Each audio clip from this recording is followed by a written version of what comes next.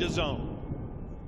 Good evening and hello from the Kingdom of Saudi Arabia. On Saturday night, right here in Riyadh, 16 fighters will walk the walk. But tonight, they talk the talk. It's time for the press conference as we count down the hours towards Canelo Alvarez versus William Scull for the super middleweight undisputed championship. Live on DAZN Worldwide, Saturday, May 3rd, 7 p.m. Eastern, Canelo versus Scull.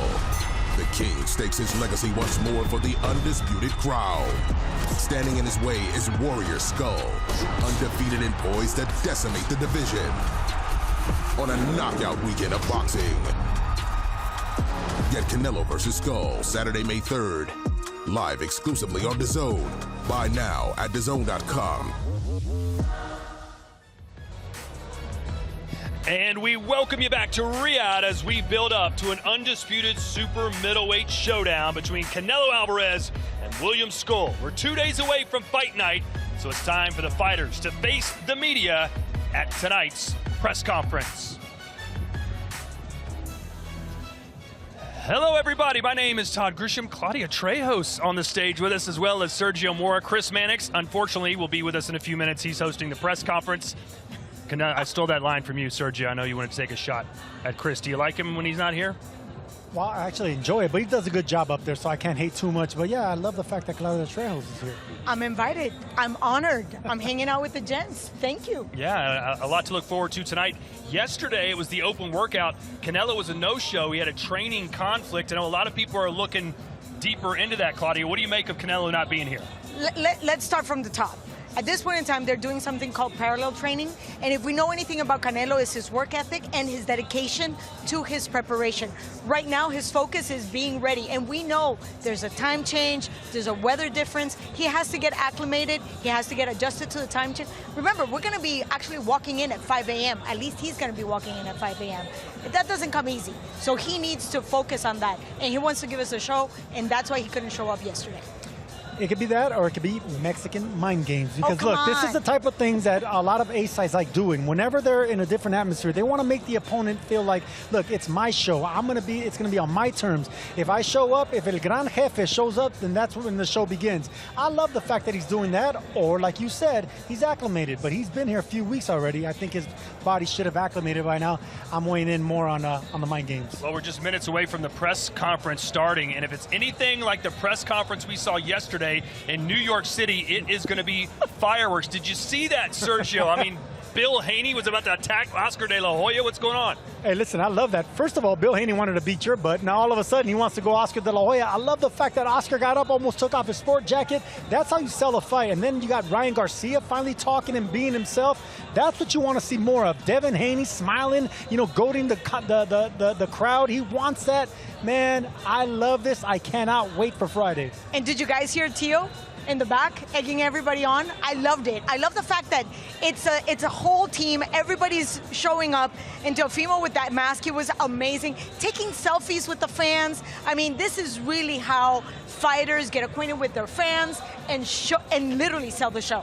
That fight will be live and exclusively on DAZN Friday night. And for more on yesterday's press conference, let's check in with the guys in New York City.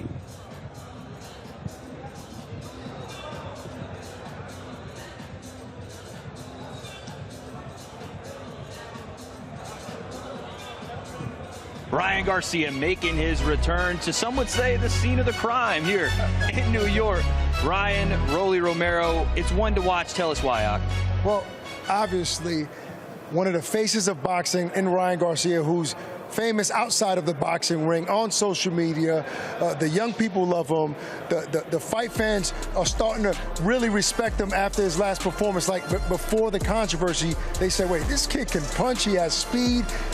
He knows how to entertain. Even at the presser, the way he looked, he looks strong, he looks comfortable. And guess what? What stands out to me is he's at a weight where he's comfortable. We know that he struggled against Tank. We know he didn't belong at 135. There was a rehydration clause. We saw how strong he looked against Devin. Right now, he's fighting at welterweight. I think we're going to see the best version of Ryan Garcia. Yeah, that's you know what I noticed? You know what I noticed?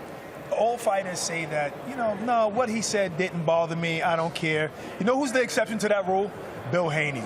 He gets in everybody's head rent-free. I think he charges rent. Not rent-free. He charges rent in their head. Then I don't want no problems with Bill, because, you know, my pocket's light right now. Especially in New York City. I pay New York rent already. rent-free. I can't afford that. And look, so this is what he does, psychological games. Interrupts all your good moments. This is your time to shine. This is your time for the media and all the fans to look at you. He's going to bring you out of your comfort zone. That's psychological warfare. Smart man. And as far as his opponent, obviously we talked about Ryan, we talked about Bill, we talked about Devin. We got to give respect to the power in the hands of Rolly Romero. Rolly's dangerous. Rolly's usually a guy who gets attention. Rolly's usually a guy who likes to get under his opponent's skin. He's been real laid back this entire promotion. I think he realizes there's no pressure on him. Yeah. So why put pressure on himself? Just let everybody else do the talking. Yes. At today's press conference, he was just laying back, feet up on the table, just taking in the show like everybody else. And I think that's the right mindset going into this fight. He needs to be loosey-goosey. His bread and butter is that big right hand. That's all he has to worry about, connecting that right hand to Ryan's chin. Well, he has to land it one time. Exactly. Only takes one shot. I think also he's a little bit grateful. He knows this is the ticket that got him in. That ticket is Ryan Garcia. Like, remember I had a sparring match with you? And he even said privately, he said, you know what, if I get with the prettiest girl, I'm going to let everybody know. And I like that was you, Ryan. I like Doug's point, but because there's so many stars on the stage, he's like, I don't have to sell this fight. These guys are doing enough. I'll do my talking in the ring. They all will, and Friday night is going to be epic. Live from Times Square, May 2nd. Do not miss it. Presented by The Ring, live on DAZN. Let's send it back to the guys. Well, this weekend, make sure you join us for 2 incredible nights of fights. On Friday, May 2nd, Ryan Garcia takes on Rolly Romero in Times Square, New York City, presented by The Ring Magazine and Fatal Fury, City of the Wolves. Then it's Destination Riyadh on Saturday night as Canelo Alvarez headlines a stack card as he faces William Scull for the undisputed super middleweight championship of the world. And I said a stack card. Why don't we look at it, Sergio? The first 4 fights of the night, which one of these are you most interested in? Listen, I'm really interested in this Cuban-Mexican style of Brian Leon, but of course I want to see the pro debut of Marco Verde, a Mexican Olympian.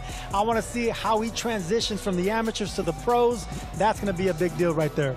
I really enjoy Richard Riyadh just because I want to see his transition into the big guys, and he's so long arms, long legs. I want to see how he handles not just the size, but the punch coming at him. Yeah, Riyadh moving up to heavyweight after a successful stint in the cruiserweight division, although he did lose his last fight to Chris Billum-Smith last year. Now to the final 4 fights of the night, and all of these are bangers, Sergio, especially that Martin Bakoli F.A. Ajagba heavyweight showdown. You read my mind, because this is exactly what Bakoli wants to prove, that he's still the boogeyman of the heavyweight division. He needs to have a knockout tonight, but Ajagba is looking for the exact same thing. Big right hand, a big man. Both of these guys are at the top level. They want to prove they belong, but Bakoli, I'm telling you, that fight's going to be 3 rounds max. Don't blink. And what do you have to say about Jaime Munguia? Again, a lot of pressure on this young man. He was a champ. He was dethroned. Now he gets an immediate rematch. He needs to make adjustments. And on his way, Bruno Suarez has absolutely nothing to lose except his pride. At this point in time, he wants to show everybody that it wasn't just a draw of the lock. And then, of course, the main event, Saul Canelo Alvarez and William Scull for the undisputed super middleweight world championship. We'll hear from both of those fighters a little later on tonight. First things first, it'll be all the other fighters on the dais, the other 7 fights, 14 fighters. We're about to hear from them right now here live from Riyadh at Boulevard City. And on the stage, everybody's favorite ring announcer, it's Thomas Triber.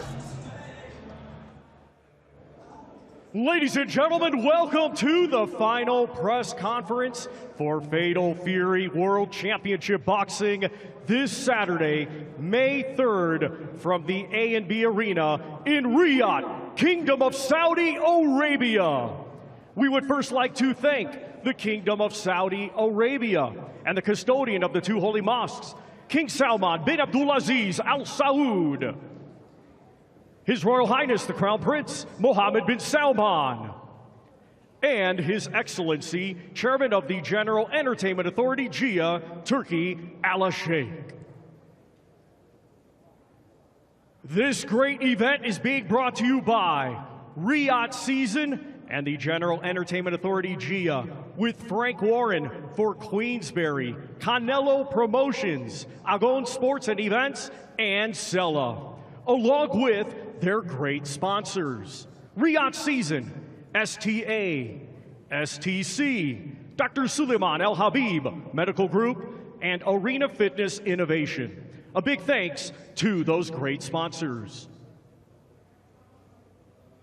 It will be broadcast live worldwide on DAZN, and final tickets are available through WeBook.com. Well, ladies and gentlemen, our undercard press conference participants are already seated, so let's now hand things over to your host. He is one half of DAZN's new show, The Fighter and the Writer. Let's welcome Mr. Chris Mannix. Thank you, Thomas. That is excellent cross-promotion. I appreciate it. And welcome, everyone, to Fatal Fury, Canelo versus Scull for the undisputed super middleweight championship of the world. I am Chris Mannix, part of the DAZN broadcast team, and privileged to be back here in Riyadh, which over the last few years has become home to some of the biggest events in this sport. And this one is no different. Canelo Alvarez, the face of boxing, still one of the best pound-for-pound fighters in the entire world, make his first professional appearance outside of North America, taking on William Scull, the undefeated IBF 175-pound world champion. It is a fantastic main event, but as you can see on the dais, we have an incredible undercard with some high-stakes fights across multiple weight classes. I want to introduce these fighters and give them a chance to talk a little bit about why they're here. And I want to start with Mighty Mo, Muhammad Ali Kal, fighting today for his fighting on Sunday in his fourth professional fight. 3 fights, Mo, 3 wins, all coming right here in your home country of Saudi Arabia. Are you starting to get comfortable fighting here? Yeah, I mean, it feels great, and I'm always thankful for these opportunities. I've been working really hard in the gym, and hopefully I can put on a great performance for my people. You've been training with Joe Gallagher, one of the UK's top trainers. What have been some of the things, as you've turned professional, that you guys have been working on? Yeah, I've learned a lot from Joe. He's helped me, to stay disciplined in the gym and what hard work really is. So, yeah, I'm really thankful and grateful. You're trying to grow your career, of course, put yourself in position for bigger and better fights, but you're also trying to grow boxing here in Saudi Arabia. How important is it to you to be an example for young kids looking up to you who might get into boxing in the future? Yeah, I mean, just work hard and, sky's the limit. I've been working really hard, and that's the most important thing. So in your 4th pro fight, what can fans expect on Saturday night? A great performance, inshallah. All right, we're looking forward to that. That will open our show Sunday morning here in Riyadh, Saturday night over in the United States. I want to introduce Marco Verde, the young pro making his pro debut, part of Team Canelo and getting ready to shine the pro ranks. First time, 6-round fight for Marco Verde. Marco, your first time experiencing all this as a professional. Kind of what's been going through your mind during this week? Sí, en primer lugar, Marco, es tu primera vez como experimentando todo esto. ¿Qué te está pasando por la mente ahora mismo?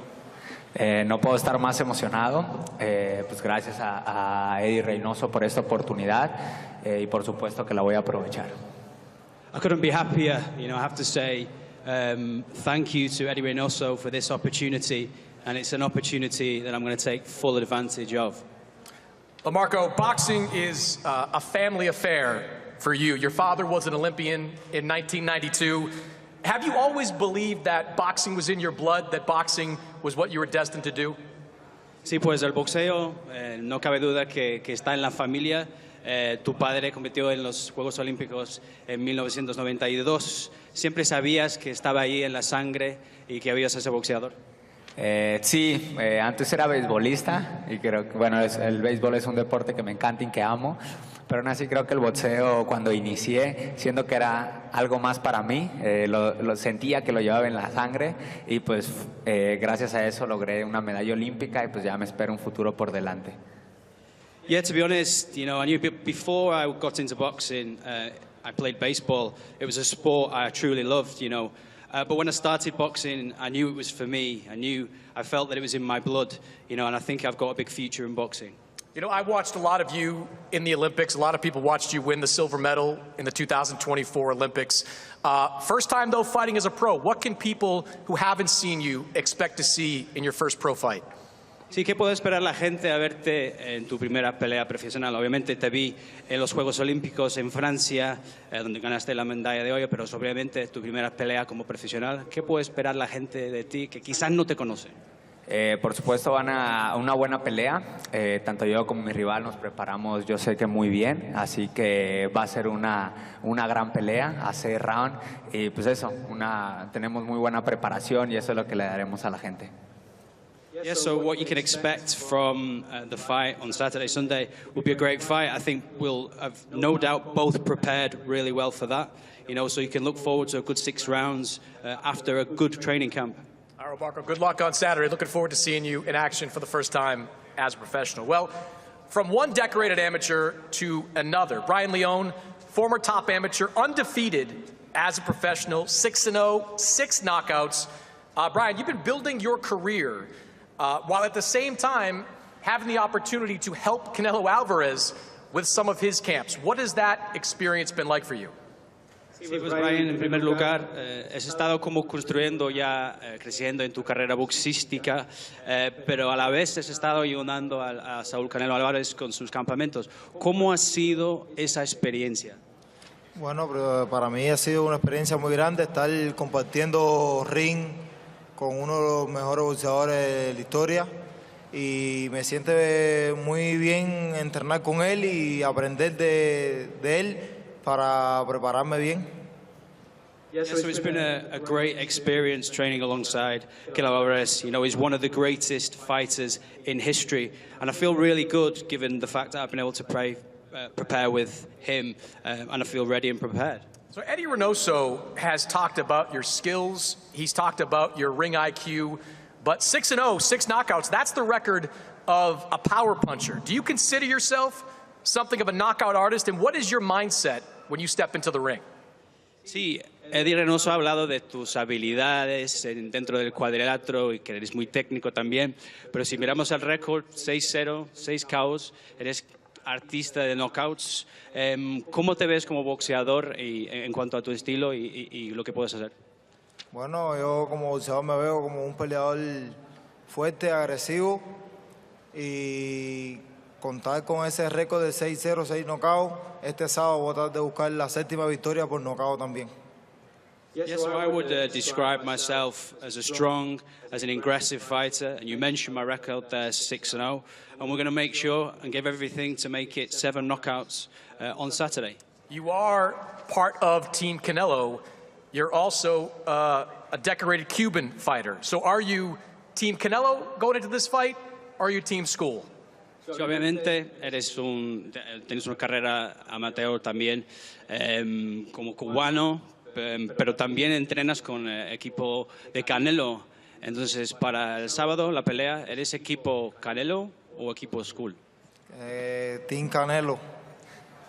I got that interpretation, no worries. Well, good luck to you, Brian. Looking forward to seeing you in your 7th pro fight this weekend. I want to turn to Richard Riyadh, who many people who follow boxing very familiar with on this stage. Longtime cruiserweight contender. Has fought a lot of big fights, won a lot of big fights over in the UK. Now making his debut here in Riyadh as a full-fledged heavyweight. Richard, last time we saw you coming up just a little bit short of winning a cruiserweight title. Why was now the right time for you to move up to heavyweight?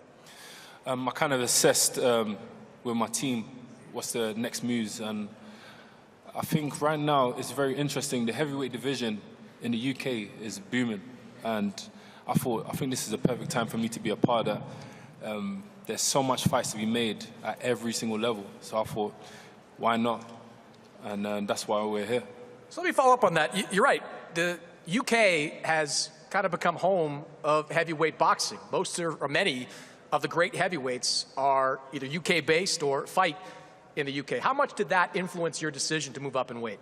Yeah, that influenced it a lot, quite a lot actually. You know, there's so much rivals, so many people in the division in the UK. To be fair, I think like most of the fighters on the world stage come from the UK at heavyweight. So, yeah, it's just amazing to be finally be a part of that. And once when I began boxing, I always wanted to be a part of the heavyweight division. I kind of always perceived it as the pinnacle of boxing. That division is the most known. I remember when I used to tell people that I'm a cruiserweight boxer, people were like, what's cruiserweight? They didn't even know what that was, you know what I mean? But when you say heavyweight, it's got a serious ring to it, you know, so I'm happy to be able to say that now. You're not a small guy, 6'5", so how has it felt not having to cut down to that cruiserweight limit? Yeah, I was talking about this the other day. It feels like I'm cheating, you know. I don't think a lot of heavyweight fighters understand what it feels like to make weight. It's a horrible thing. It's a horrible thing, but I've been on both sides, and it's made me very, very disciplined with the way I eat, and yeah, just to be able to fuel myself. I feel like I'm just much more energetic, especially in fight week.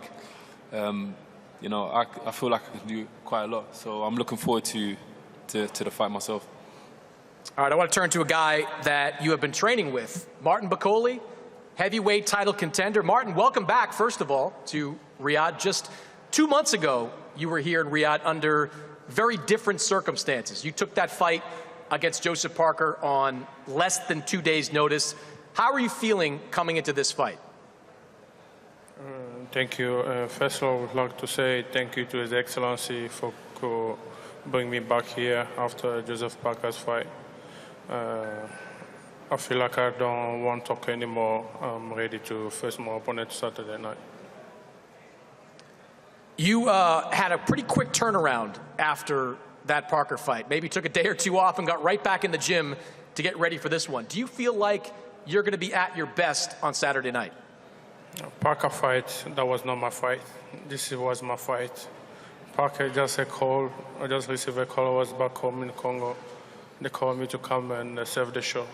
But Ajagba fight, that's the fight I was having 2 months, 3 months before Parker's fight. So I'm all ready. You and Efe Ajagba have been heavyweights in this division for a while now. Probably thought once or twice about potentially facing him in the past. What kind of fight are you expecting on Saturday? I'm asking him to be tough because he's going to get punishment.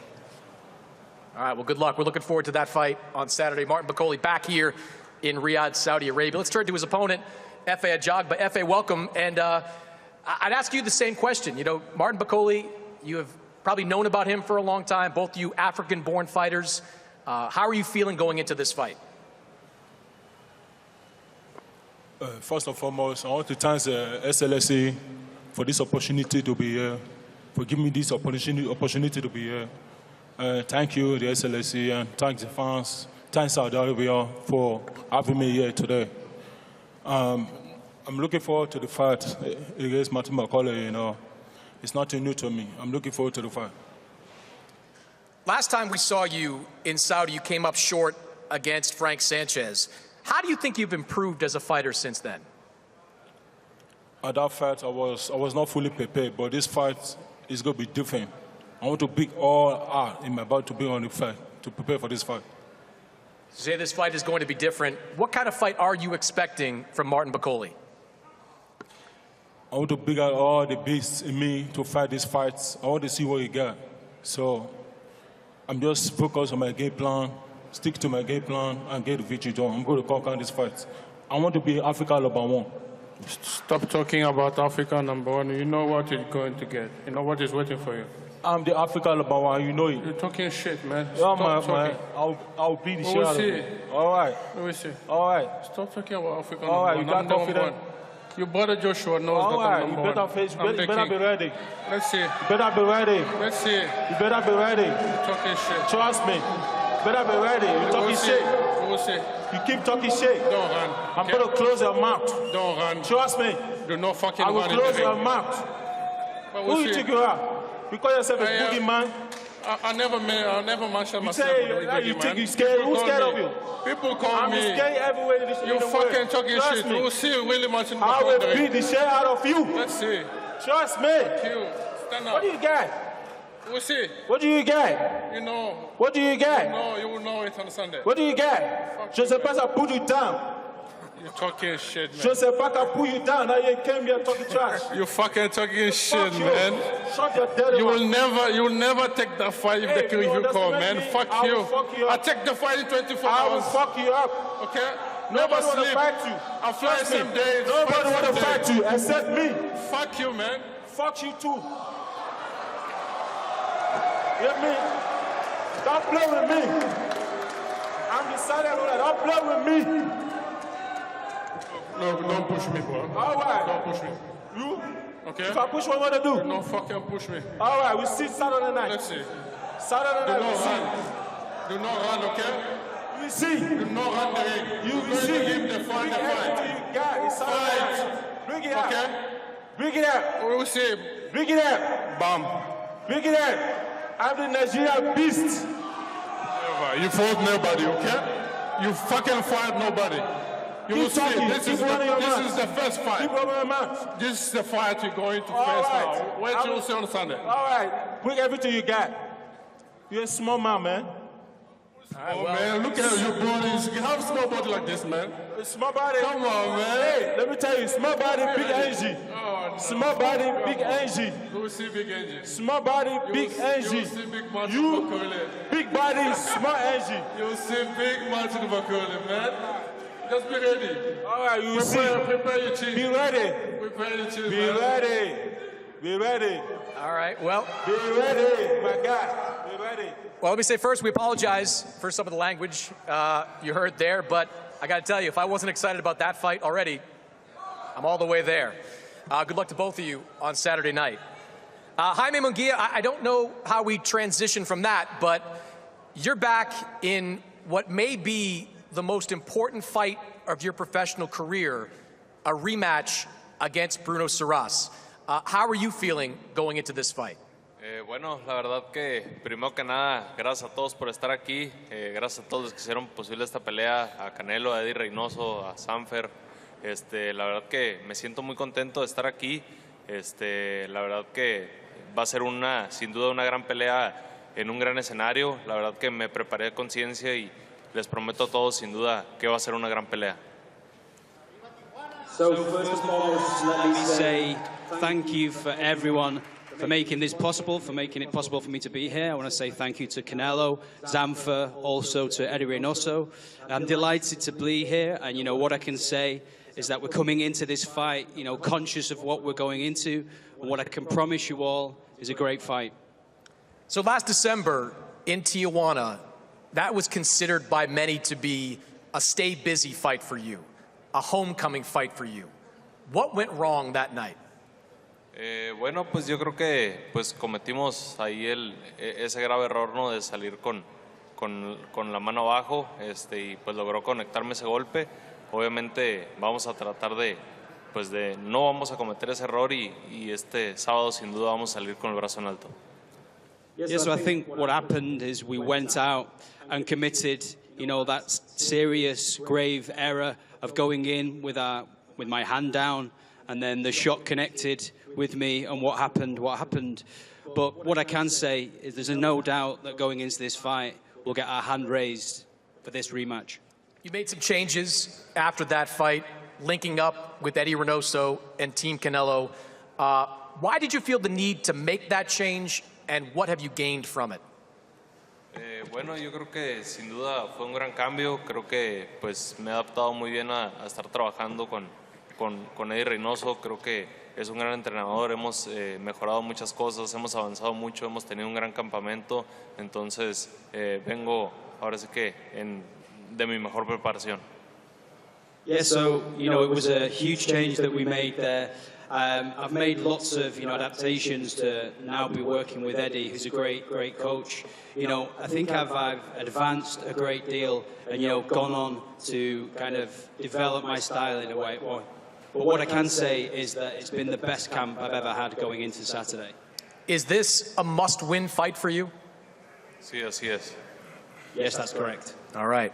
Well, your opponent had a huge win last December. Bruno Saras, who I think outside of die-hard boxing fans and people in France, Not a lot of people probably heard of Bruno Saras before last December. Bruno, how has your life changed since that win? My life has changed, and today I'm fighting on a huge card, and I know what I do to keep fighting at this level. So I'm enjoying and I'm excited to fight him again. I'm sure you've heard a lot of people say, well, it was one punch, maybe one lucky punch. How motivated are you to prove that you can do it again? Yes, people talk a lot about luck, but we all know boxing, and it's why today I'm here facing again. I'm determined to prove otherwise. This fight will be even more thrilling than the first bout. You got some fans here already in the crowd. What do you have to do to beat this man a second time? You know, the training camp was all about hard work, and he's a champion. So I know he's been training hard too, and Saturday on May 3rd will be a massive fight. All right, well, I'm looking forward to it. High-stakes fight between two top 168-pounders in that division. I want to turn to the co-main event, a cruiserweight title fight, and as you can see here on the dais, there are two cruiserweight belts here on the stage.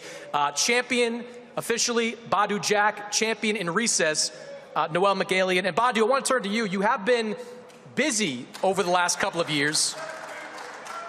The Badou Jack Foundation is doing great things to help orphans and refugees across the world, but you haven't been in the ring since 2023. So I guess my question is, where you been, man? I've been in the gym. I've been training hard every day. I've been out of the ring because of boxing politics, but thanks to His Excellency, I'm back. How frustrating have these last couple of years been to not only not be able to jump up in weight and get a big fight, or to stay at cruiserweight and defend your title?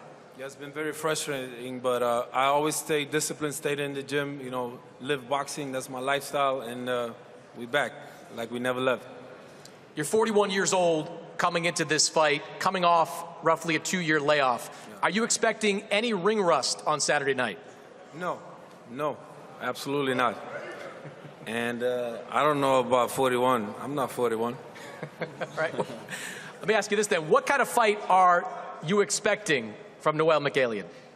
I mean, I was preparing for another guy, the mandatory challenger, Rosicki, but I expect a tougher fight now. So we could have picked an easy fight, and we picked him because to get to the unification fight, we had to fight him also. So I said, why not? Let's get him. And he was preparing for another fight, so yeah, here we are. All right, well, good to see you back, Badou, and good to see you back in a world title fight against this man, Noel McGallion, the WBC cruiserweight champion in recess. Noel, I'm not going to confuse people with too much sanctioning body talk, but you won the title in 2023. You never lost the title, and now you are here trying to win that full title back. How anxious are you to be recognized as the full world champion again? I'm the full world champion. There's an agenda being pushed, and I'm here to prove that this agenda is politics. And I've been only out of the ring because of politics. I don't want to go too deep into it, but I'm very grateful to Riyadh Season for this opportunity to fight here. And I was not picked for this fight. I stepped into this fight on 3 weeks' notice because the winner of this fight was going to face me anyways because I'm the current champion. I was put in recess at the convention in December because of politics, and I came back 1 week afterwards and put me back from recess into fighting. So I was preparing to fight for the WBC Diamond Belt at the end of May anyways. And then one guy in this fight got injured, so I stepped in because this is a great opportunity on Canelo's Undercard. It's a great show, Riyadh Season. Jack is a great opponent. He has a good name, and it's a pleasure to share the ring with him and get him on my record too. So it's going to be a great fight. You mentioned that an opponent fell out and you stepped in. How close do you feel you're going to be to 100% taking this fight on somewhat short notice? I don't care about it. I always find a way, and I will find a way this time too. So don't worry about that. All right. Well, cruiserweight title will be on the line. Co-main event of Canelo against William Scull. We're going to face these guys off. And And when we come back, main event press conference featuring Canelo Alvarez and William Scull.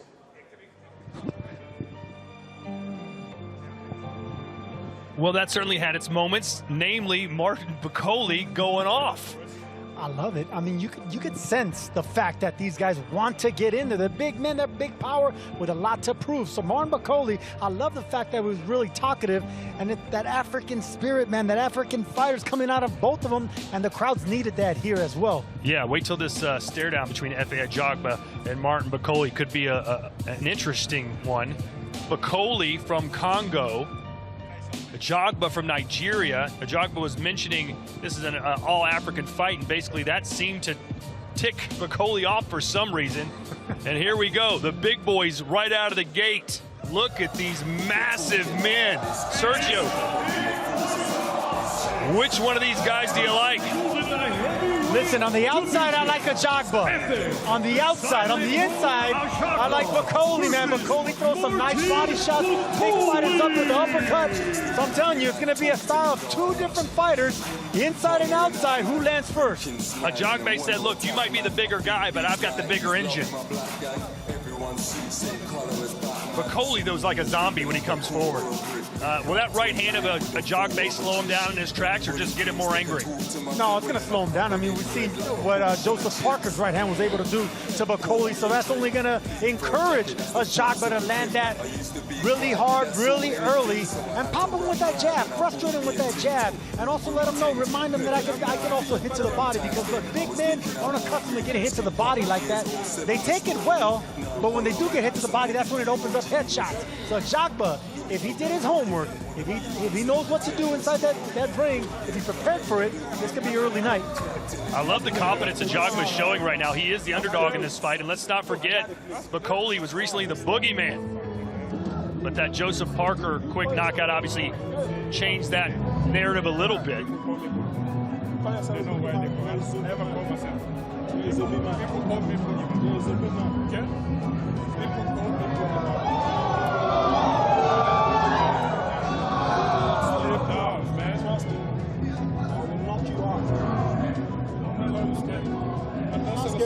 was like this. After that, okay? It was like this.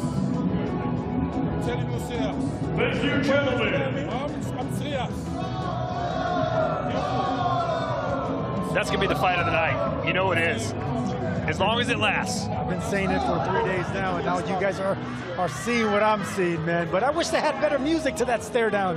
It was like a tropical music outside. These two big men, they need an ominous music, ominous like soundtrack. Terminator. There you go. Or the Jaws theme or something. Bakoli tried to make him flinch, Ajagba not having any of it.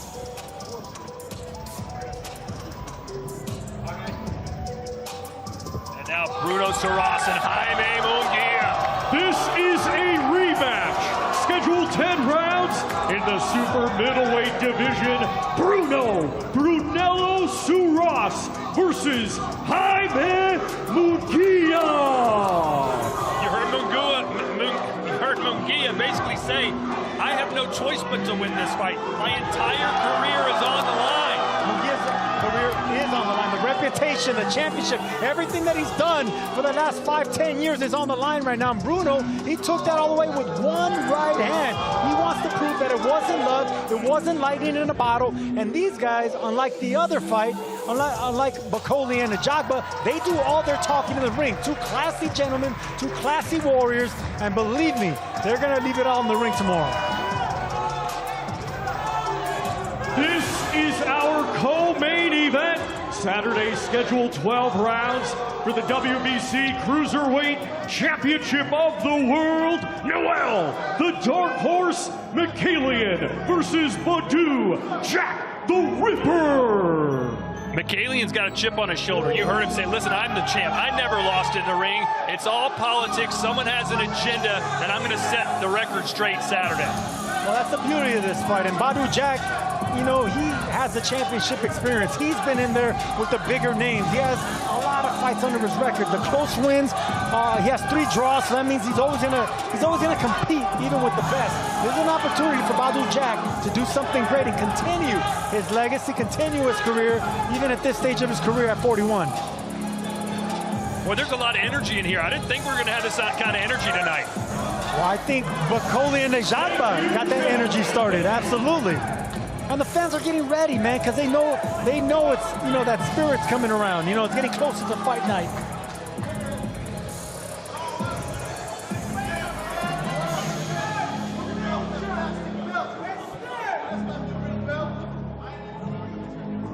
So that's the way the cookie crumbles as far as every fight except for the main event. Coming up, we'll hear from Canelo Alvarez and William Scull. But first, let's get you set for a massive event coming to DAZN this summer. Greatness comes to DAZN this summer.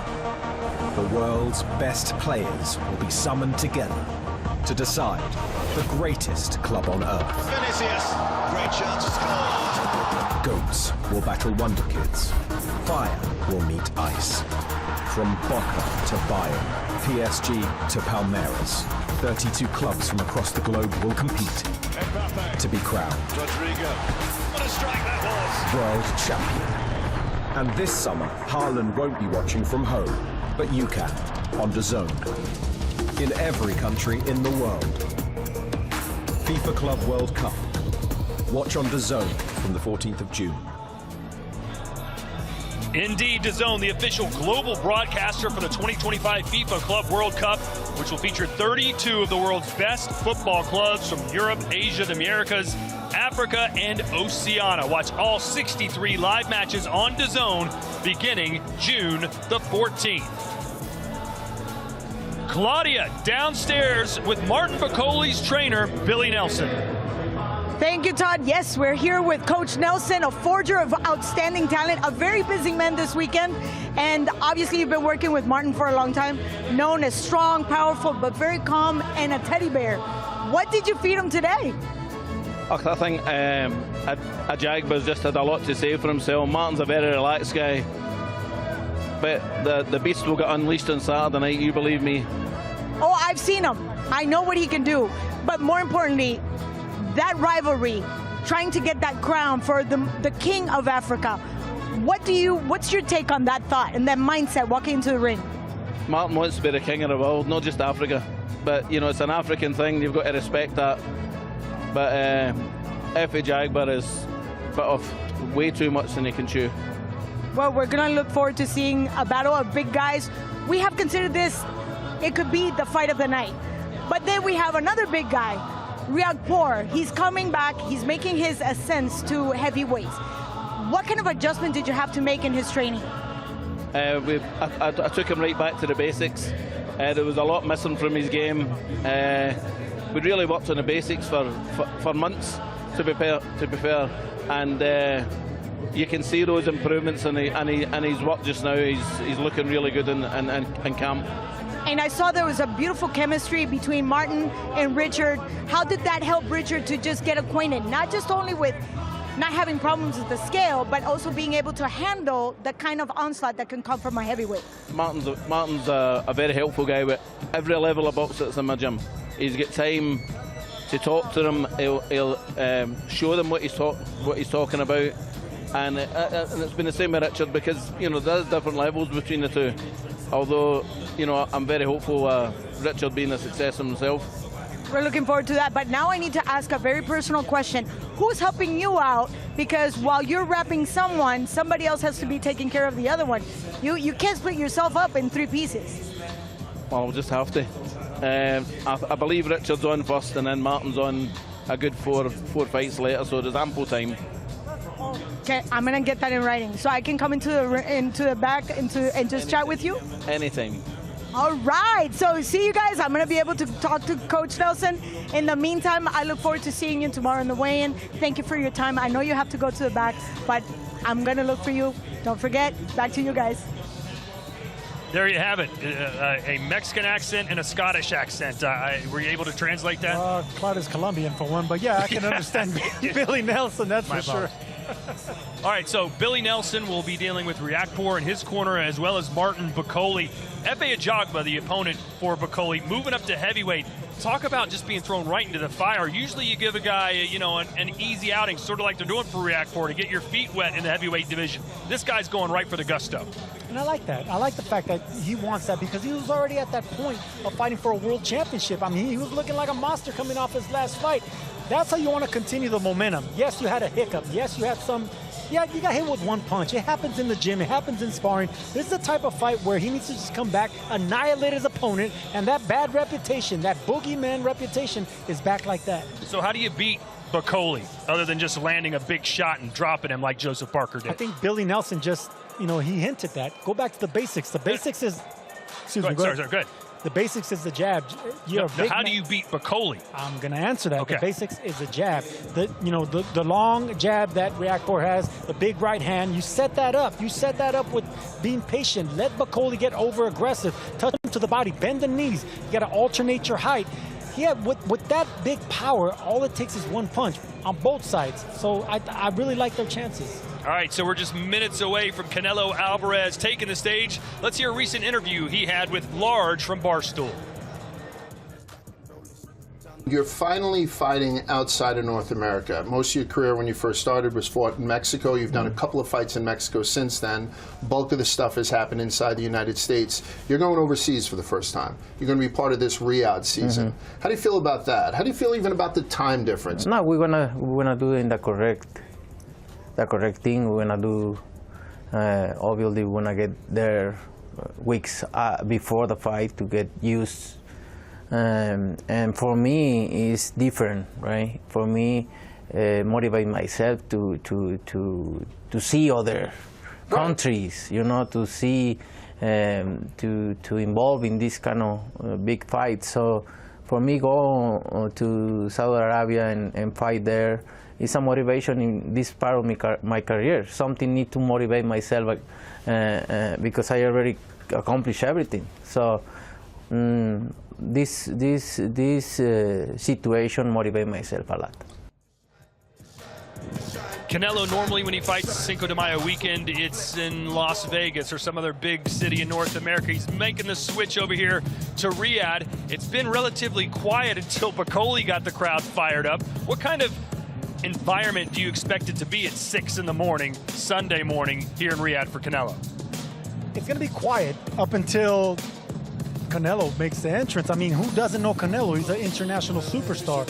He's a worldwide superstar. So look, once he comes in, once the mariachi starts blaring, people are going to get amped for that. And Canelo is accustomed to this. He's accustomed to the environment. Look, he wants to make a statement against another unbeaten opponent. And Scull, even though he's the champion, we all know who the real undisputed champion is. He just needs one more belt to make it a 2-time undisputed. That's what Canelo's aiming for. That, of course, is the main event, William Scull versus Canelo Alvarez. But the co-main event features Badou Jack, who is trained by Jonathan Banks, who is standing by with Claudia Trejos. Thank you, Todd. Yes, JB, Jonathan Banks, the master, the trainer, and we're going to have to have a tete-a-tete right here.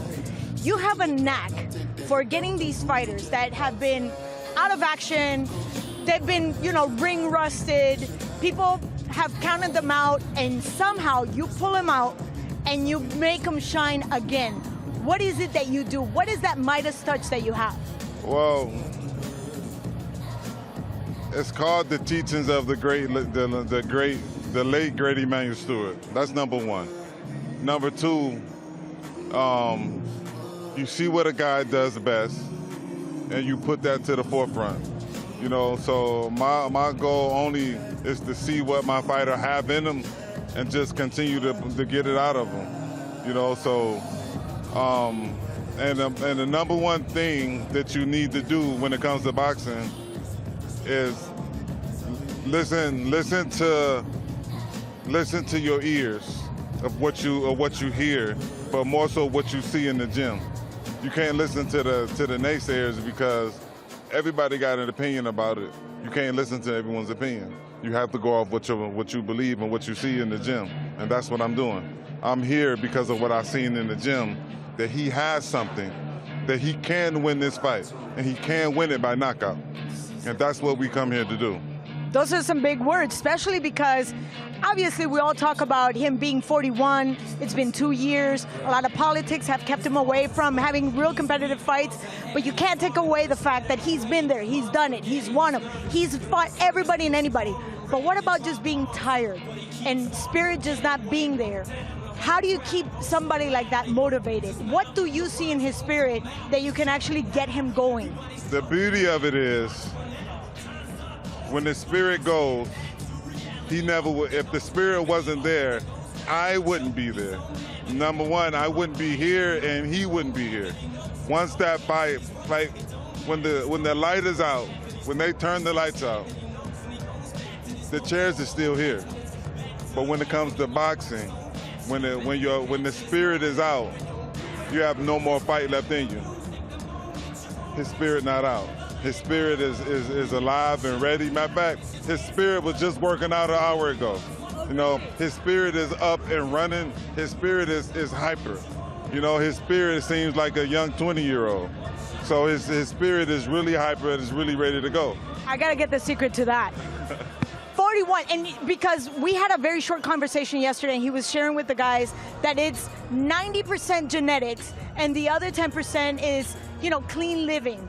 Do you agree with that? Is it all genetics? A lot of it, see, when it comes to physical, your physicality, your genetics does have some play about it, but you still got to get up and put in the work. It's not just genetics. If you don't put in the work, your genetics can never kick in. So now that he's putting in the work and he's continued putting in the work, yes, it may have a little genetics in there, but what you're going to see on Saturday night / Sunday morning is all hard work. That's been over the course of time. When he was getting ready for a fight, they said, okay, the fight not happening. You're going to see all hard work, and that's what it's all about. It's all about pushing yourself, challenging yourself, and working hard. Like they said the same thing about the late, great George Foreman. At 45 years old, he got no business in there. So if you listen to the people, nobody will ever accomplish greatness. But because he believed in himself, like Badou Jack believed in himself, now together we can accomplish something great. So real quick, just between you and I, what are we gonna hear when the last bell goes off? What do you see? What are we going to hear? And still, Badou Jack, WBC Cruiserweight Champion. How does that sound to you? Sounds good to me, but what I want to hear is we got a time of 2 minutes into the 9th round. The referee calls a halt to the contest because the guy just can't move no more. He can't get up. And still, WBC Cruiserweight Champion of the World, Badou Jack, the Ripper. There you go. Thank you, JB, Jonathan Banks, and there you heard it from the man himself. Back to you guys. He says the Ripper's going to get a stoppage. Do you think Badou Jack can get a knockout win over Kalian? No? No, I think Badou Jack's made for the distance. I mean, I love the fact that they have that much confidence. I love how spiritual he was. They put that work in. They're confident. All right, so Jonathan Banks is a world-renowned trainer. I have nothing but respect for him. But Badou Jack's not a one-punch knockout artist. I think he needs to wear him down. I think this goes for the distance. Well, with all respect. You heard him say that he thinks the corner will have to stop it. He didn't say he was going to knock him out flat on his back. He might get a TKO win. Jonathan Banks obviously had an outstanding game plan for Eubank Jr. So congratulations for that win for Jonathan Banks. Let's see if he can make it 2 for 2 Saturday night with Jonathan Banks as the trainer for Badou Jack. Canelo Alvarez did not show up yesterday for the open workout. Said a training conflict got in the way, but he is here tonight. We've got him on camera in slow motion, arriving here to Boulevard City. He always looks dapper, does he not? He looks dapper, and he looks even more dapperer in slow motion. Nice to see him there with his wife, and brought his daughter along to Saudi Arabia. A new experience for Canelo. As I've mentioned before, he's never fought outside of North America, so a new experience for him as we're about to see him take the dais for the press conference as he gets set to defend his titles and try and pick up another belt, that IBF belt, and become undisputed for the second time in the super middleweight division. I love the coolness. Look at how comfortable his daughter is. Like she's growing up in the limelight. She's growing up around the sunshine of Canelo, and she's absorbing him. And I love seeing that. I mean, I think we've seen her since she was born, all the way down to what age she is now. And I love it, man. Growing up in front of our eyes. Her future's so bright, she's got to wear shades. There you go. Remember that song? I'm doing all right, getting good grades. My future's so bright, got to wear shades. I wear my sunglasses at night. Yep. Canelo Alvarez, they're just putting the belts up right now on the dais. Frank Warren on the stage. Good to see the CEO of Queensbury here in Riyadh. Todd Grisham, Sergio Mora here. All right, Sergio, William Scull about to face the media. We got heated in the last press conference for the undercard. What do you expect to see as these two guys take the stage? I think both these guys are going to be more tranquilo. They're going to be a lot more soft-spoken. We know Canelo does his talking in the ring. He might throw a verbal jab here and there, but he does most of his talking, when it counts. William Scull, on the other hand, he's getting more comfortable to the lights, to the cameras. It's getting closer and closer to fight night. So he knows he has to show some passion. He has to show some kind of aggression, So I think there's going to be more talking from William Scull. I think there's going to be more bad-mouthing and exchanges coming from him. How important is it for William Scull to get off to a hot start in this fight? We've seen Canelo kind of ease into fights before. Instead of hot...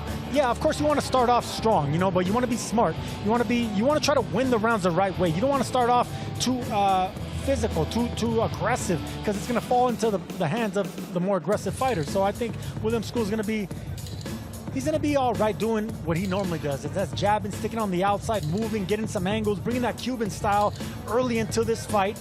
Box a lot more than you fight. That's how he has success. We'll hear from Eddie Reynoso as well. He is the trainer, of course, for Canelo Alvarez.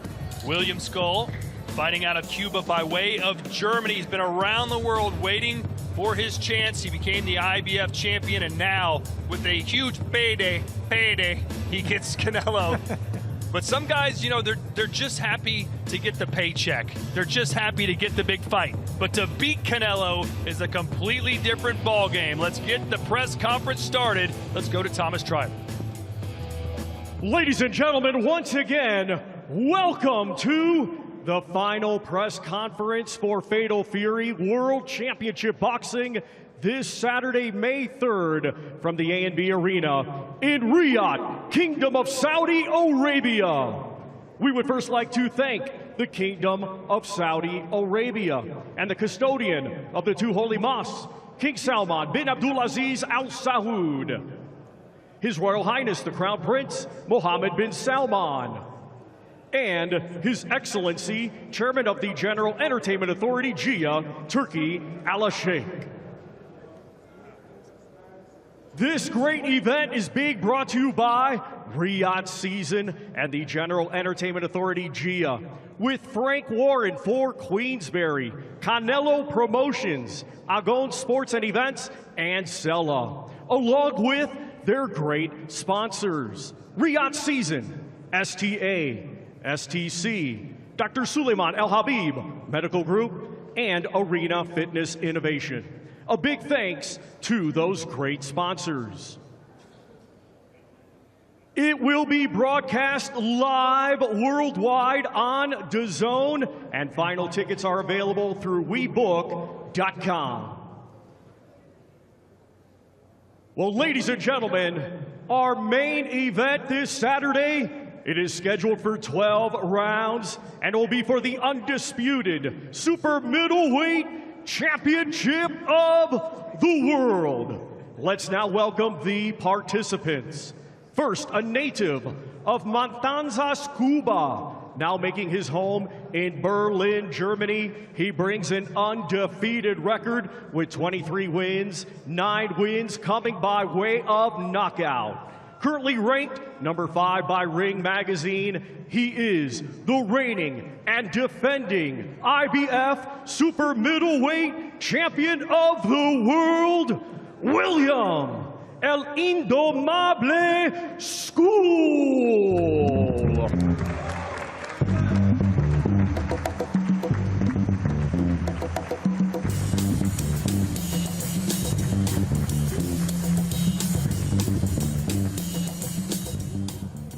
now let's welcome the 4-weight world champion. His professional record, 62 wins, 2 defeats, 2 draws, 39 wins come by way of knockout. He is the current Ring Magazine champion and the reigning and defending WBC, WBA, and WBO super middleweight champion of the world.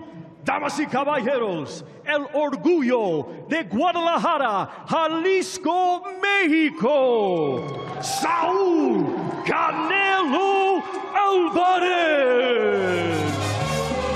México lindo y querido,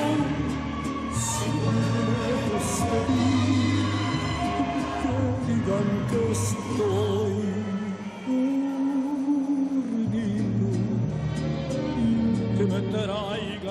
And now we hand things over to your host. He's one half of DAZN's new show, The Fighter and the Writer, Mr. Chris Mannix. Thank you, Thomas, and thank you again for that little cross-promotion there. I appreciate it. And welcome, everybody, to Fatal Fury, Canelo versus Scull for the undisputed Super Middleweight Championship. I'm Chris Mannix, part of the DAZN broadcast team this weekend, and privileged to be back here in Riyadh, which over the last few years has become home to some of the biggest events in this sport. And this event, this one is no different. Canelo Alvarez, the face of boxing, still one of the best pound-for-pound fighters in the entire world, making his first professional appearance outside of North America, taking on William Scull, the undefeated IBF 175-pound champion. We're going to hear from these two men in just a moment, but I want to introduce some of the people up here on the dais. I want to begin all the way to the right. Richard Schaefer, welcome back. Been a while. Thought you went back to banking for a minute. I didn't know you're back, but here you go. You were part of the team that brought Canelo to the U.S. back in 2010. And here he is, 15 years later, still at the top of his game. Could you ever have imagined back then this type of sustained success? Well, we knew back in the day when he was 17 years old and we signed him to his first promotional contract that he is a superstar in the making. You know, this is God-given talent, so we knew that he was special, and hard work and dedication, he really propelled his career, and he is today the face of boxing. In my opinion, he is pound for pound the best fighter in the world. So yes, we had those hopes, and we knew they were going to come true because he's very special. You're a businessman, first and foremost. What do you think of this decision to fight here in Riyadh for the first time? Oh, this is beautiful, to be part of an event like this. And I sort of knew eventually this was going to happen. His Excellency Turki Al-Sheikh, by the way, thank you very much, not only for hosting this event, but for really elevating the sport of boxing. I knew that the most powerful man in the sport of boxing, Turki Al-Sheikh, and the #1 pound-for-pound star eventually are going to meet and eventually are going to work together because they're made for each other. Two great people, two great fans of the sport of boxing, and so I'm really excited. I know Canelo is super excited to fight for the first time outside of the Americas and to be part of this amazing card, this super middleweight extravaganza, because the fact is you have some of the best super middleweights in the world on this card, of course with Canelo, the pound-for-pound king and the linear champion. You have #5 ranked William Scull, a very dangerous opponent. You have #6 ranked Bruno Zurace. You have #7 ranked former world champion Jaime Munguia. You have the silver medalist from Mexico, Marco Verde, on the card, who will become eventually step into Canelo's shoes and become the next superstar. So this is really part of a super middleweight extravaganza, and just so happy for everyone to be part of this. All right, well, appreciate that. We're looking forward to seeing you again on Saturday. Turn to the man to your left, Frank Warren. Back here in Riyadh, you've been on the ground, Frank, since the very beginning of these Riyadh season shows. Now we have the face of boxing here fighting in Saudi Arabia. What does that mean for the sport? Well, good evening, everybody. It's brilliant to be back in the kingdom again. and to be here in Riyadh, the world's capital of boxing. This is where all the big fights happen, and now the biggest fighter in the world is here. It's amazing. And it's a marriage. It's made for each other. I think it's the 11th show we've been involved with here, you know, with His Excellency and with Sela. Riyadh season, it's just been a fantastic concept. It's been an amazing transition for boxing, what it's delivered, the best fights, and this fight, this man sitting to my left is boxing, isn't he? He's the biggest name in boxing, and he's here, and that tells you what's the strength of Riyadh and the Riyadh season and all what happens here. And it's been, as I say, it's been a joy to be involved with from the beginning. You've worked a lot of events over at Queensberry. Have you ever worked one where the start time is 6 a.m. local time? No, I haven't, but I'm an early riser, so it'll be okay for me. I hope everybody else is here. But look, that's what happens because of time zones. You know, Mr. Canelo here, he's a massive, massive star in America and Mexico, and this is running to suit their TV schedule, and that's what it is. But the fact it's here, the fact it's happening here, says a lot about Riyadh season. All right, we appreciate it, Frank. We'll turn over to Team Scull. And I want to begin with Ingo Volkman, the promoter, representing Team Scull, manager. Big opportunity for your fighter on Saturday night. How confident are you going into this fight that your man can win? Yeah, first of all, good evening as well. Very proud to be here with my boxer, William Scull, in the Riyadh season. It's a pleasure, yeah, it's an honor, really. Yeah, we are good prepared. It's a big chance to fight against the biggest boxer in boxing, but William Scull is world champion as well, and we try to get the belt from him.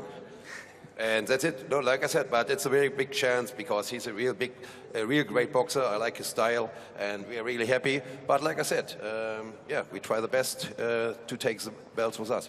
So what makes you believe that this man has what it takes to take those belts? Yeah, he trained very good. He's champion. He made in Cuba about 300 fights as well, like an amateur. He got a good preparation. We were on the hills. We made a really good sparring over a lot of rounds. So, yeah, and I never saw him in such good condition like he is now, so everything is possible. All right, I appreciate it, Ingo. We'll turn to the man to your left, Franquise Aldama. And Franquise, you've known this man, William Scull, for a long time. How confident are you going into this fight? En primer lugar, bienvenido. Llevas mucho tiempo conociendo a tu boxeador aquí. ¿Cuánta confianza tienes de cara a esta pelea? 100%. La confianza que tengo es 100%. 100%. The confidence I have in him is 100%. So what does he have to do to get the win on Saturday night? ¿Qué tiene que hacer para llevarse la victoria el sábado por la noche?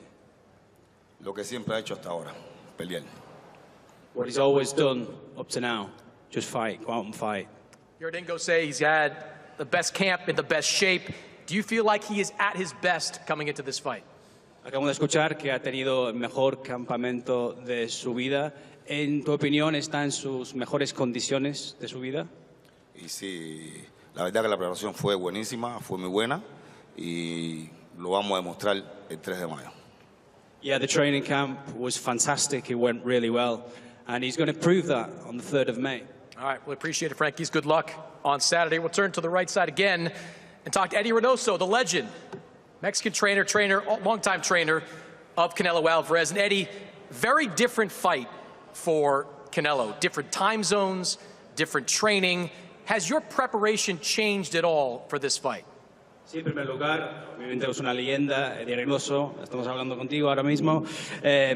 Obviamente sabemos que va a haber un horario diferente para esta pelea, has tenido una preparación diferente. ¿Cuánto has tenido que cambiar de cara a esta pelea?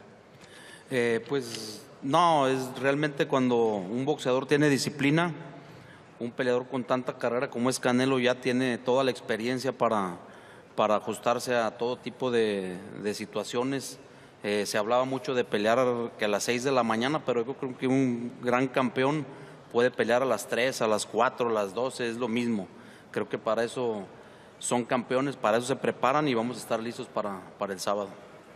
Now, I think a lot of people talk about, the time change, fighting at 6 a.m., But I think when you work with somebody as disciplined as Canelo is, has that experience, you know, you can adjust to any type of timetable. You know, you talk about it be a 6 a.m. fight. He could be fighting at 3, 4, even midnight. It doesn't matter. He's a fight. He's a champion, and you know he's shown that, and he will go on to show that. You mentioned the discipline, and Canelo has been in boxing for a very long time, but at 34, he still is close to the top of his game.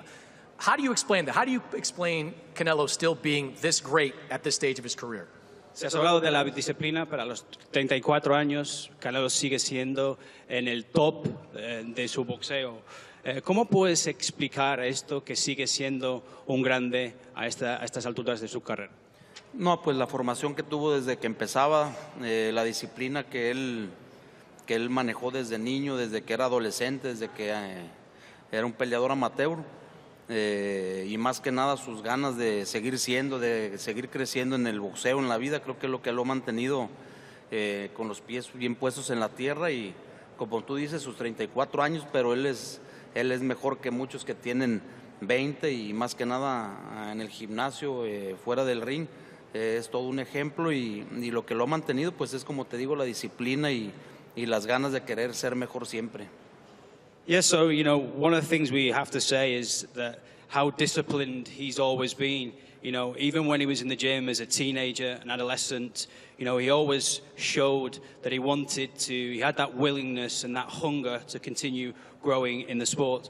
You know, and you mentioned there that he's 34, but he's in better shape than some fighters who are 20. You know, he's an example in the ring and outside it. So when you ask me why is the case that he's still at the top of his game, it's the discipline that he shows continually. You've seen that Cuban style before. About a decade ago, a little more, faced Erislandy Lara. What kind of fight are you expecting from William Scull? Si has experimentando lo que es el estilo cubano contra Erislandy Lara en el pesado, ¿qué clase de pelea esperas el sábado? No, sin duda alguna el boxeo cubano, la escuela es de las mejores del mundo, ha tenido grandes campeones, grandes entrenadores, pero creo que lo del sábado se debe de imponer la escuela mexicana. William Scull por algo es el campeón del mundo, es un tremendo boxeador, es un peleador que tiene muchas cualidades y más que nada, como te digo, es un peleador cubano con gran escuela. Nosotros venimos aquí a ganar, tenemos muchísimos planes y William Scull va a ser un escalón más para la carrera de Saúl. So, you know, what I want to say, you know, without doubt, the Cuban boxing school is one of the best. It's produced some wonderful champions, also some great trainers. But I think what we need to do on Saturday is impose the Mexican school on William Scull. William Scull's a great fighter. He's a wonderful champion, and he comes from a great Cuban boxing school. But we have lots of plans, and we're coming to win on Saturday, and it will be a step up following this fight for Saúl Canelo Alvarez. Who's going to be harder to get out of bed on Saturday, you or Canelo? ¿Para quién va a ser más difícil levantarse por la mañana el sábado? ¿Para ti o para Canelo? Pues para quién será, no, para nadie. For nobody. Yo creo que para Mauricio que está allá, para Sulaimán que acaba de llegar ayer apenas. I think it's really tougher for Mauricio Suleiman, who's just arrived. No, nosotros estamos listos, por eso tenemos una preparación de más de 3 meses. Tiene sueño. No, we're ready and we're prepared for this time zone change. All right, appreciate it, Eddie. Let's turn to the fighters, and let's start to my left, William Scull, the reigning IBF 175-pound champion. And just for clarity, William, it's Scull, right? We're going to go William Scull with the pronunciation. Para iniciar, se pronuncia tu nombre Scull, ¿no? Sí, así es, Scull. That's right. All right, well, you won this title last year after Canelo elected to vacate the belt. Were you surprised when you and your team got the call that he wanted to fight you?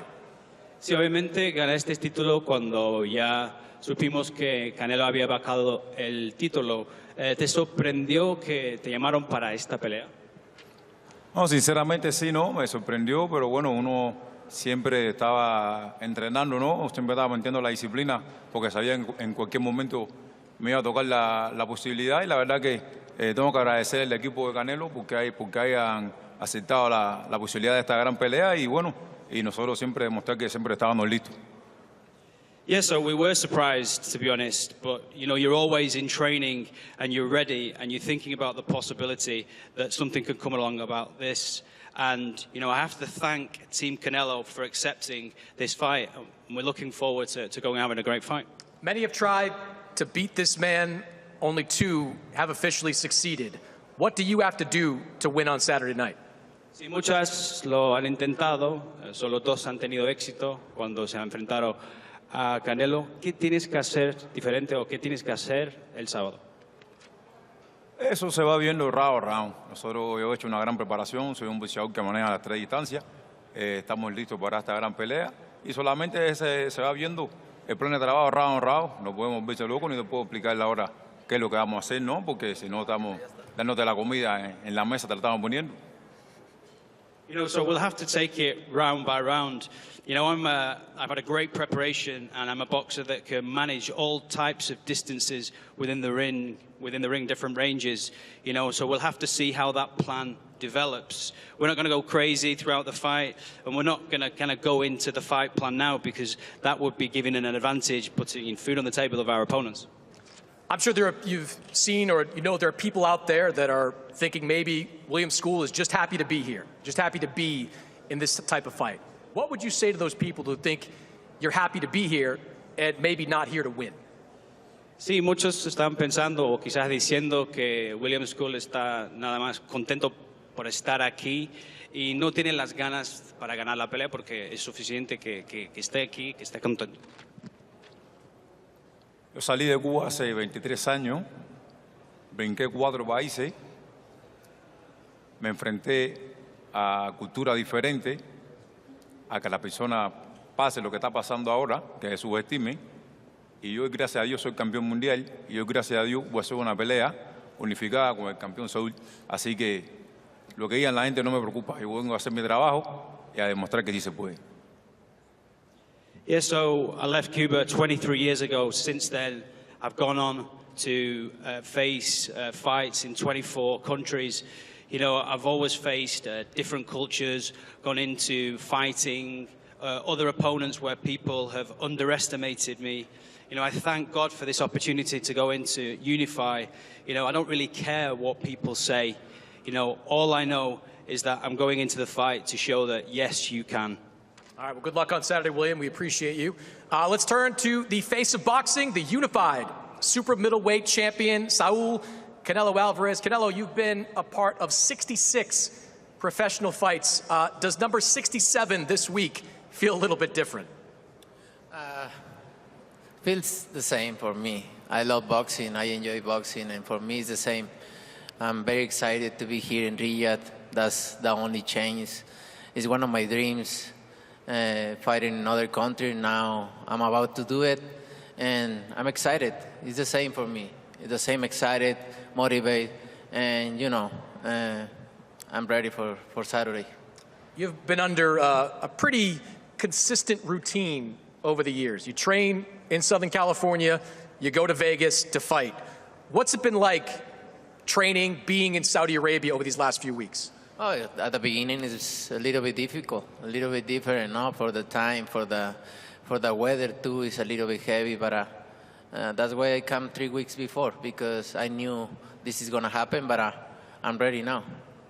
You've accomplished a lot in your long career. 4-division world champion, unified champion, undisputed champion. A win this weekend will earn you undisputed status for the 2nd time as a pro. Would that mean something to you?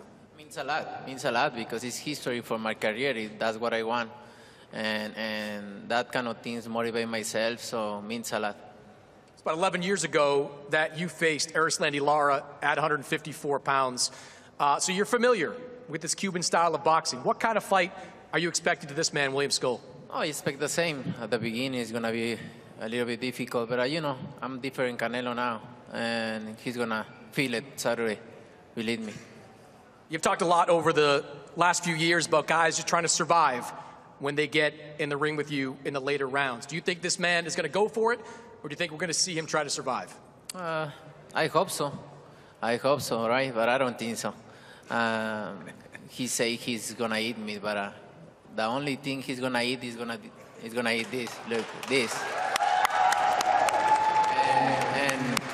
everybody talks shit, but when they step in the ring, it's gonna be something different. He's gonna feel something different for sure.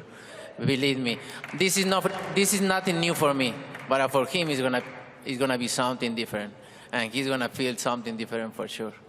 All right, we'll see these two guys on Saturday night. Terrific event. Fatal Fury, Canelo versus Scull. The undisputed super middleweight championship. We're going to face these two men off and get ready for this weekend.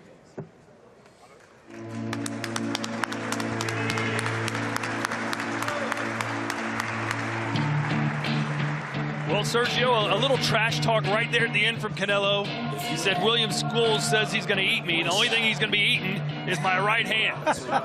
Yeah, enter right fist from Canelo Alvarez. No, I love that. And look, we've been seeing Saul Canelo Alvarez for a long time. He's always been humble. He's always been gracious. But now we see a little chip on his shoulder, talking more English, talking more smack. I personally love it.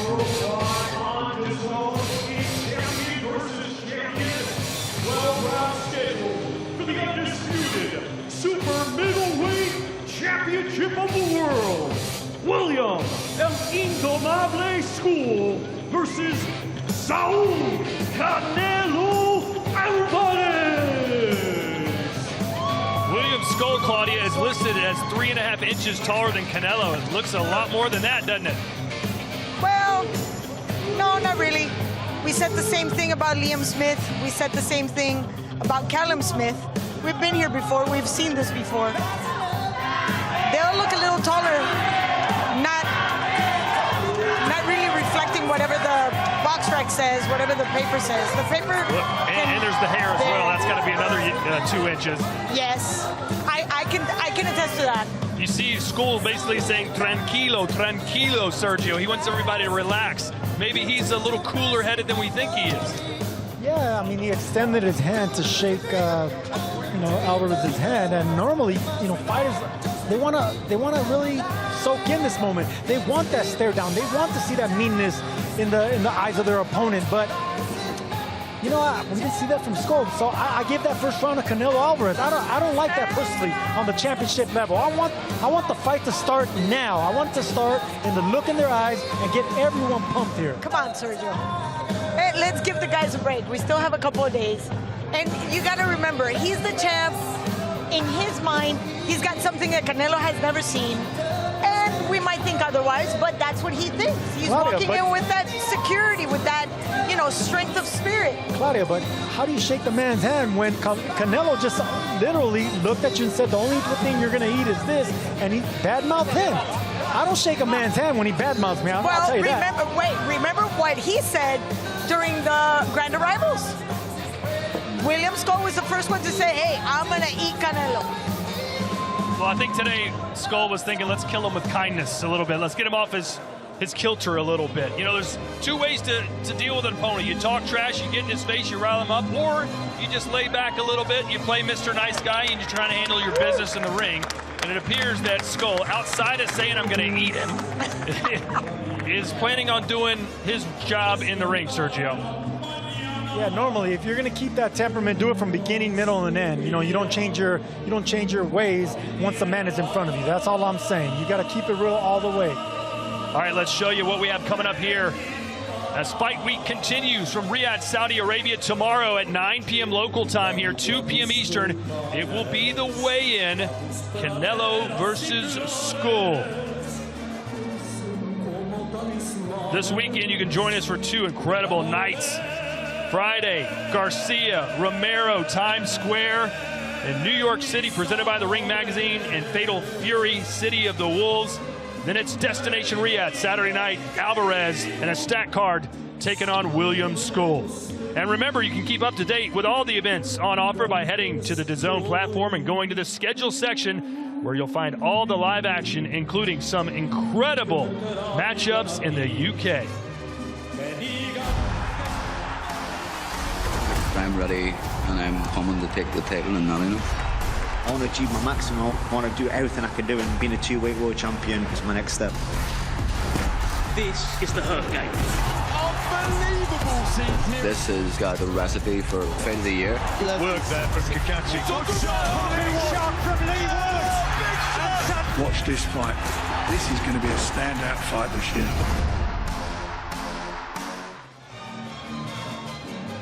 Saturday, May 10th, Kakachi defends his IBO Super Featherweight World title against Lee Wood. May 24th, Josh Taylor is back, making his Queensbury debut in Glasgow.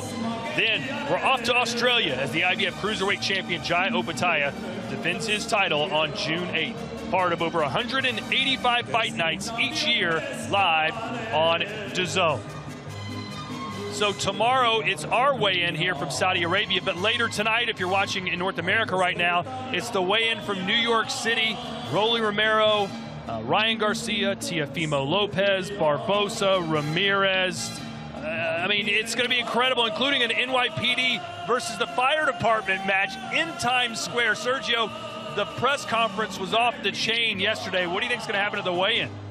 Well, it's not going to be classy gentlemen, I'll tell you that, because it's getting closer and closer to fight night, and that's what we want to see. When they're doing all that talking, finally when they're around each other, I want to see a little physicality. We know we're going to see it from Teofimo. We know we're going to see it from Barbosa. He's been itching to get out there. Devin Haney's been hyping up the crowd, goading the crowd, wanting to be the bad guy. Ryan Garcia, we've been getting cold Ryan Garcia and hot Ryan Garcia. I hope we get the spicy one tomorrow. I think we're missing two very important characters, Bill Haney and Oscar De La Hoya. I think they're going to continue the show, and I'm looking forward to see what happens in that face-off, just because.